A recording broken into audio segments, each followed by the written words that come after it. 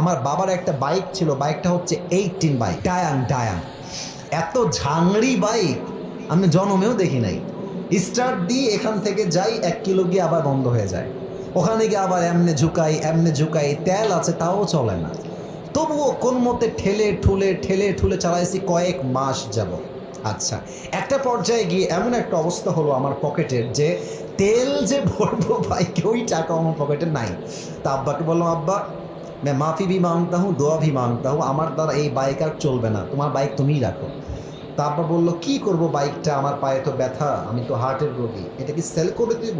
বললাম, বিক্রি করে দাও, আমি এটা বিক্রি করে সাইকেল কিনবো, সাইকেলের চাইতে ভালো হবে আমার জন্য। তো যাই হোক,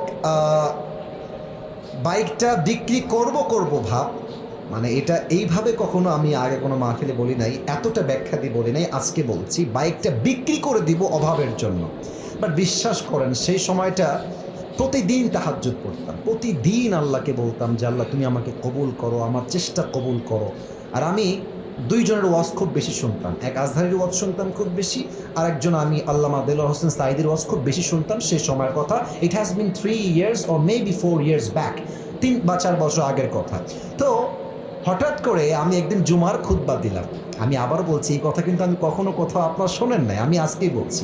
তো জুমার খুতবা দিলাম, আমি প্রায় 1 বছর যাবৎ জুমার খুতবা দিই, ভিডিও আপলোড হয়, কিন্তু কখনো কোনো রেসপন্স আসে না, আই মিন কেউ দেখে না ভিডিও।